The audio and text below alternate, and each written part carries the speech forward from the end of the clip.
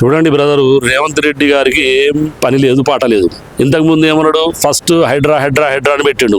హైడ్రా పెట్టి కాలం గడుపుకున్నాడు, రోజులు గడుపుకున్నాడు, నెలలు గడుపుతున్నాయి, ఏళ్ళు గడుపుతున్నాయి. 1 year కూడా అయింది, 2వ సంవత్సరం కూడా పడ్డాడు. ఇప్పుడు అది పోయింది, హైడ్రా పోయింది, ఆయనతో పోయిండు. హైడ్రా పైసలన్నీ తీసుకుపోయిండు, ఢిల్లీలో అప్పచెప్పిండు, మహారాష్ట్ర గవర్నమెంట్ ఓడిపోయింది, దుకాణం ఒడిచింది. ఇక రెండోది ఏం చేసిండు, అదే మన కౌశిక్ రెడ్డి గురించి పడ్డాడు. కౌశిక్ రెడ్డి తీసుకుపోయి అరెస్ట్ చేసి, కథ చేసి, కరగలు చేసి, ఆయనకు అరెస్ట్ వస్తే ఆయనను తీసుకుపోయి ఆయనను అరెస్ట్ చేసి ఆయన పరిచయం చేసిండు, అది దుకాణం ఒడిచింది. ఇక మూడో దుకాణం పెట్టిండు, కేటీఆర్ సార్ మీద పెట్టిండు. కేటీఆర్ సార్ రేస్ల మీద పెట్టిండు. నువ్వు దాని గురించి మొదలు ఆలోచించు. ఏదైనా పని చేయాలంటే, అరెస్ట్ చేయాలంటే మొదలు దాన్ని ఏందో చదువు. ఆ చదివినాక పేపర్లు ఏమున్నది, దాంట్లో ఏం రాసిండు, ఆయన ఎంత ఖర్చు పెట్టిండు, గవర్నమెంట్ నుంచి ఎంత ఫండ్ వచ్చింది, ఎంత ఫండ్ పోయింది. అదొకటి రేస్ కోర్సులో మనకు 700 కోట్ల లాభం జరిగింది ప్రజలతోటి.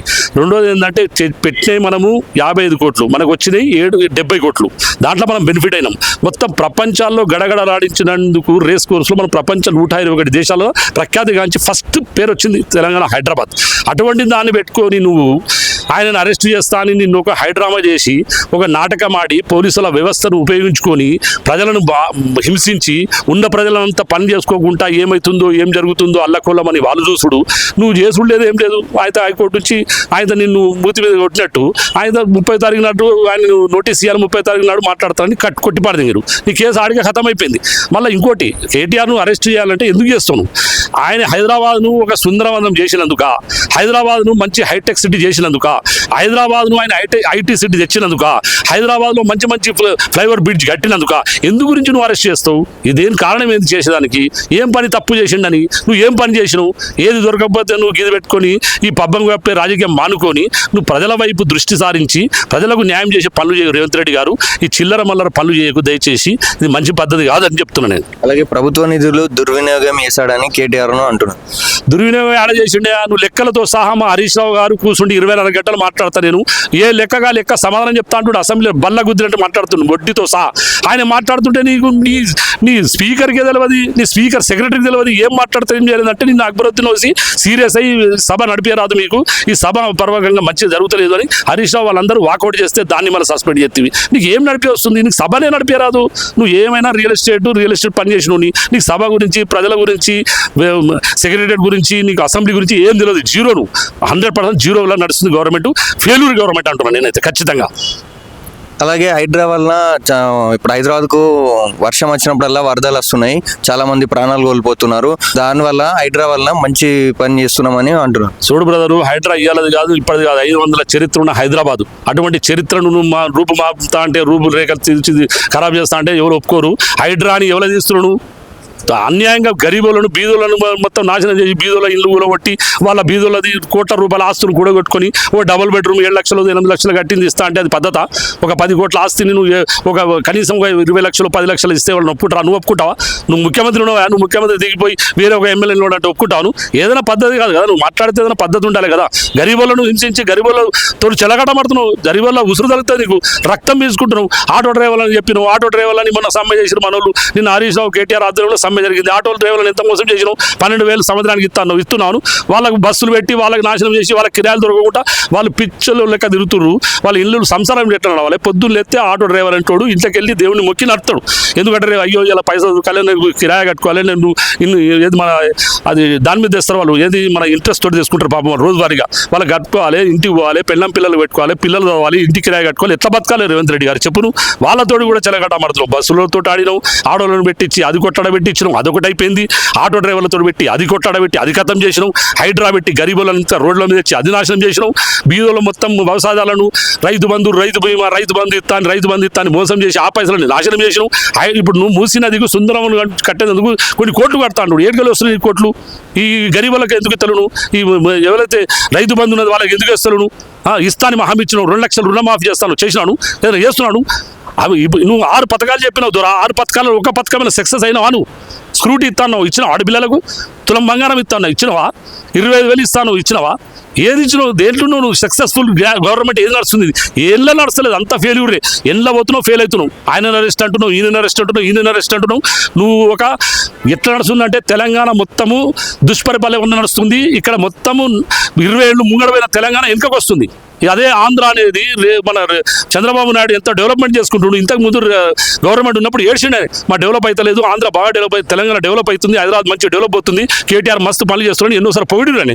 ఇవాళ వాళ్ళు డెవలప్ అవుతున్నారు, మనం కొట్లాడుకుని మొత్తం నాశనం చేస్తున్నాడు దేశాన్ని. మేము చేసిన పనులు కేసీఆర్ గారు అభివృద్ధి 10 ఏళ్ళు చేసిన పనులను మొత్తం నాశనం చేసి మన తెలంగాణ రాష్ట్రాన్ని దుర్వినియోగం పాలు చేస్తున్నావు రేవంత్ రెడ్డి. ఇది చాలా తప్పు, ఇది తగదు నీకు, ఇది మంచి మార్గంలో నడు. ఇప్పటికైనా సక్రమంగా చేసి కార్యక్రమాలు 4 ఏళ్ళు ఉన్నాయి, ఇప్పుడు 2వ సంవత్సరాలు వచ్చావు, ఇంకా 3 సంవత్సరాలు ఉంటావు. ఈ 2వ సంవత్సరాలు మంచి పనులు చేస్తామని ఆశిస్తున్నాం బ్రదర్. మేము రైతులకు మేమే న్యాయం ఇస్తున్నాము, వాళ్ళకు రుణమాఫీ కానీ అలాగే వడ్లకు బోనస్ కానీ మేమే ఇస్తున్నామని ఈ ఉన్న ప్రభుత్వం అంటుంది. రైతులకు ఆడిస్తున్నావా? రైతులు కుప్పలు రోడ్ల మీద పెట్టుకొని ఏడుస్తున్నారు. వాళ్ళకు ఏం పైసలు ఇస్తావు, కింటలు పెడతా అంటున్నావు, అది పెడుతున్నావు, వాళ్ళంతా పరిశాను. రైతులు మొత్తం ఏకదం ఖచ్చితంగా పరిశాన్ అయిపోయారు. రైతులు మొత్తం రోడ్డు మీకు వచ్చారు. ఒకప్పుడు రైతులు జేబులో పైసలు పెట్టుకొని బిడ్డ ఇన్ని పైసలు కావాలి నీకు అందరూ. అమెరికా పోయి వచ్చినోడు కూడా తాత ఏమైనా పైసలు కావాలంటే నాకెందుకు పైసలు, మా కేసీఆర్ గారి పైసలు మత్తు నేను నా దగ్గర నీకే ఇస్తారా అని అంటుండే. అటువంటి పరిస్థితి తెచ్చి రోడ్ల మీద తెచ్చు రైతులు ఒక్కొక్క రూపాయికి ఎడుతున్నారు. ఆ 2,000 ఇచ్చేది పెన్షన్ కూడా కరెక్ట్ ఇవ్వకపోతే అన్న 2 నెలలు ముస్తీవి, మళ్ళీ నెలకు 2,000 వస్తాయని చూస్తే 4,000 అంటివి, ఆ 4,000 అటేవాయి. ఈ 2,000 అన్న చక్కగా ఇస్తుంటే ఆ 2,000 కూడా ఇస్తలేవు. ఏం చేస్తావు ఆఖరి నువ్వు? రాజ్యాన్ని ఏం చేస్తావు? ఏం చేయాలనుకుంటున్నావు నువ్వు? ఇది మన చంద్రబాబు నాయుడు కనసాగలు నడుస్తున్నాడు నాకు అనిపిస్తుంది. అంతా మొత్తం చంద్రబాబు లెక్కలు నడుస్తున్నావు. చంద్రబాబు చెప్పినట్టు నువ్వు గైడ్ లైన్స్ చదువుతున్నావు. మా తెలంగాణ రాష్ట్రాన్ని మాత్రం నువ్వు నాశనం చేసేందుకే ముఖ్యమంత్రి వచ్చినావు ధర. నువ్వు ఏం చేస్తావు మాకు చాలా బాధ ఉన్నది, భయం ఉంది. దీన్ని మేము ఆలోచిస్తున్నాం. ఇక మేము కూడా మా బీఆర్ఎస్ పెద్ద మనుషులు మొత్తం ఎమ్మెల్యే మన పెద్ద సార్ కేసీఆర్ గారు కూడా ఆలోచన చేయవలసి వస్తుంది. ఆయన కూడా రంగులో దిగవలసి వస్తుంది. ఎందుకంటే మొత్తం నాశనం అయిపోయింది. ఇప్పటికే తెలంగాణ రూపాయి నాశనం చేసినాం. డెవలప్మెంట్ మొత్తం మన్నులో కలిసిపోయింది. డెవలప్మెంట్ అనేది ముచ్చట్లే లేదు. ఏమైనా డెవలప్ చేద్దాం, ఏమైనా రోడ్లు కాంట్రాక్ట్ చేస్తున్నా, లేకపోతే రోడ్ ఏమైనా ఇనాగ్రేషన్ చేస్తున్నా, ప్రైవేట్ బ్రిడ్జ్ ఏం లేదు. రోజు పొద్దున్న ఏమైనా అరెస్ట్ చేసుడు, పోలీసులు పెట్టుకున్నాడు, వ్యవస్థను వాడుకున్నాడు. అసెంబ్లీ పెట్టి ఏం మాట్లాడుతున్నావు? మొత్తం ఏసీలు ఖరాబ్ అవుతున్నాయి, పోలీసు వ్యవస్థ ఖరాబ్ చేస్తున్నావు, మొత్తం దుర్మార్గమైన పనులు నడుస్తున్నాయి. అందులో కూడా ఏం మాట్లాడతలేవు, ఏం చెప్తలేవు, సమాధానం చెప్తలేవు. మీ కోమటిరెడ్డి ఎప్పుడు మాట్లాడమంటే మంత్రి అని, మనం సమాధానం చెప్పమంటే కేసీఆర్ అంటాడు. అరే నువ్వు సమాధానం చెప్పు బాబు అంటే దాన్ని మాట్లాడతాడు. ఎప్పుడు ఏం చేసి వస్తాడో తెలియదు అని ఏం మాట్లాడతాడు. అసలు మంత్రులు ఎంబడున్నందుకు మేము సిగ్గుపడుతున్నాం ఈ తెలంగాణ ప్రజలందరూ. ఇంతకుముందున్న బీఆర్ఎస్ ప్రభుత్వం నిరుద్యోగులను మోసం చేసింది. మేము మా ప్రభుత్వం వచ్చినాక సంవత్సరం జాబ్ క్యాలెండర్ ఇస్తున్నాం. అలాగే మెగా డిఎస్సీ చేసాం. అలాగే పోలీసుల భర్తీ కానీ వైద్యుల భర్తీ కానీ మేమే చేసామని ఉన్న ప్రభుత్వం. ఇప్పుడు చూడు బ్రదర్, నువ్వే కూడా మా దగ్గర నువ్వు 100 మంది ఇంటర్వ్యూ తీసుకుంటావు. నువ్వే చూడు ఏడాది ఎవడన్నా ఉద్యోగాలు ఎక్కిర్రా? మనం 10 ఏళ్లలో ఏం చేసినాం? ఉద్యోగాలు ఎంత సాధ్యమైనంత వరకు కేసీఆర్ గారు అంత సాధ్యమైనంత ఉద్యోగాలు ఇప్పించాడు. ఎందుకంటే మనకు ఇంకోటి తెలియదు, మనకు శ్రీకృష్ణ కమిటీ ఉండే. తెలంగాణ ఆంధ్ర సపరేట్ అయినప్పుడు శ్రీకృష్ణ కమిటీ 10 సంవత్సరాల దాకా ఉద్యోగాల గురించి మాట్లాడొద్దు. ఆంధ్రోళ్ళు కూడా ఇక్కడ ఉద్యోగం కంటిన్యూ చేసుకుంటే వాళ్ళకి మనం డిస్టర్బ్ చేద్దని ఉండే. అది తెలుసుకోవాలి మొదలు. అది అయిపోయింది. 10 సంవత్సరాలు నీ ఆధ్వర్యంలో అయిపోయింది. నువ్వు ముఖ్యమంత్రి ఉన్నప్పుడు అయింది. 10 ఏళ్ళు అయిపోయినాక ఇప్పుడు ఉద్యోగాలు ఎన్ని ఉన్నాయి? ఉద్యోగాలు ఎందుకు ఇస్తలేవు? టీచర్లకు ఇస్తా అంటున్నావు, వాళ్ళకి ఇస్తలేవు. డాక్టర్స్ ఇస్తా అని వాళ్ళు సమ్మె చేస్తుడు. మొత్తం 4 లోకలని పెట్టి మొత్తం కొట్టాడబెట్టి చిచ్చు పెట్టుతున్నావు. మొత్తం యాడికాడికి ఆంధ్ర రాజ్యం ఎప్పుడైతే మన తెలంగాణ సపరేట్ కాదు అసలు రాజ్యం మన దేవాలనుకుంటున్నావు. నీ మనసులో ఉన్నది అదే.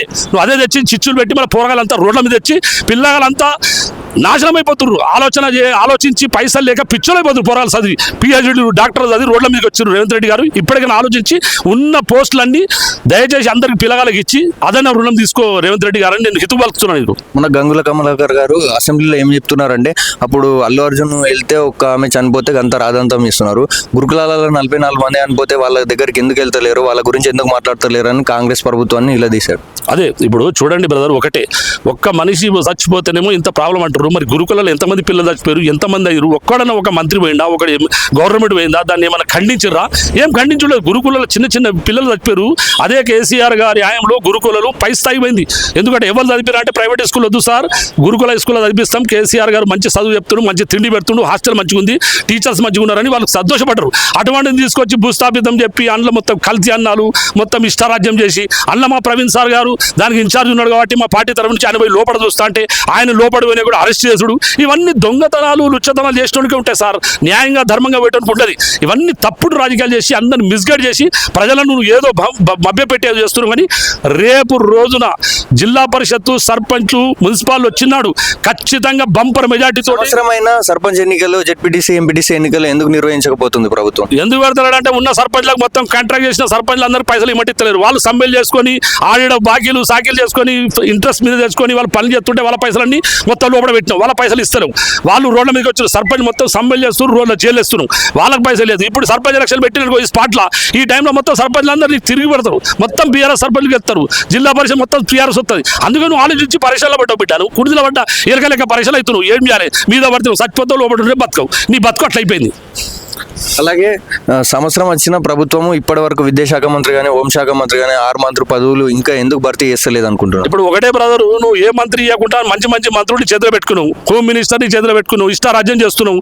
ఆ పోలీసు వాళ్ళని కూడా బదనాం చేస్తున్నావు. మంచి ఉన్న పోలీస్, ఫ్రెండ్లీ పోలీస్ అని కేసీఆర్ గారు వాళ్ళకి మంచి ఒక గాడ్ గిఫ్ట్ లెక్క, తమ్ముళ్ళ లెక్క, మన లెక్క చూసుకోవాలి, ఫ్రెండ్లీ పోలీస్ అని చెప్పిన వాళ్ళకు ఒక రకంగా విషయం కలుపుతున్నావు. వాళ్ళ విషయం కలిపి మా మీద తల్లి మాతోటి వాళ్ళకి దుష్మని చెప్తున్నావు. పోలీసు వాళ్ళు అరే ఇస్తుంటారు రా, గవర్నమెంట్ రాగానే మాకు ఇట్లా చెప్తున్నారని వాళ్ళ మనకు కొట్టడ పెట్టిస్తున్నావు. రెండోది ఇంకో శాఖ కూడా ఇస్తారు. 6 శాఖలు పక్క పెట్టిన బ్రదర్, నువ్వు ఎందుకు ఇస్తారు? ఇంకొక విషయం అంటున్నా, ఇప్పుడు పోయిన ఎలక్షన్లో నువ్వు తుర్కోలకు నేను హామీలు చేస్తా, నేను తుర్కోలకు అది చేస్తా, తుర్కోలకు ఇది చేస్తా, ముస్లింలకు అది చేస్తాను. కేసీఆర్ హయాంలో 4 కార్పొరేషన్ చైర్మన్లు, 3 ఎమ్మెల్సీలు, 1 ఎమ్మెల్యే, 7 ఇచ్చాడు కేసీఆర్ తెలంగాణ గవర్నమెంట్లో. నువ్వు ఒక్క మంత్రి పదవి ఇచ్చినావా, 1 ఎమ్మెల్యే ఇచ్చినావా, ఎమ్మెల్సీ ఇచ్చినావా? ఎవరికి ఇచ్చినావా? నువ్వు ఒక్కడు మంత్రి లేడు. నువ్వు తెలంగాణలో తుర్కోళ్ళ పర్సంటేజ్ ఇంతమంది 25% ఉన్నారు తెలంగాణ. అటువంటి ఒక మంత్రి పదవి ఇప్పటి వరకు సిగ్గుచేటు. నువ్వు చెప్పుకుంటే ఇజ్జపోతుంది మాదే. మేము తుర్కోళ్ళమని చెప్పుకుంటే మాకే సిగ్గు అనిపిస్తుంది. ఫైనల్గా ఈ ప్రభుత్వానికి ఏం చెప్తున్నారు? ఫైనల్గా ఏం చెప్తారని బ్రదర్, ఇప్పటికైనా మానుకొని రేవంత్ రెడ్డి గారు సక్రమంగా రాజ్యం ఏలి ప్రజలకు మంచి పని చేసి మంచి సీఎం అని, బెస్ట్ సీఎం అని అవార్డు తెచ్చుకో. ఎందుకంటే చిన్న వయసులో నీకు సీఎం పదవి వచ్చింది. కాంగ్రెస్ గవర్నమెంట్ రానే రాదనుకుంటున్నారు. ఏదో అదృష్టమో దురదృష్టమో నీదేందో ఏం చేసినావు, ఏం బ్లాక్మెయిల్, ఏం మాటలు నమ్మిర్రు, ప్రజలు కూడా నమ్మిర్రు. నిన్ను ఏదో వచ్చినందుకు మంచి పని చేసి మంచి పేరు తెచ్చుకోవాలని నేను ఒక బీఆర్ఎస్ లీడర్గా నీకు హితవలుతున్నాను. ద్వారా ఇలా మంచి పనులు చేయి, ఈ అరెస్టు గిరెస్టులన్నీ బంద్ చేసి ప్రజల వైపు మర్రి ప్రజల పనులు చేసి ఒక మంచి సీఎంగా, బెస్ట్ సీఎంగా పేరు తెచ్చుకోని నేను విన్నపం చేస్తున్నా మీకు.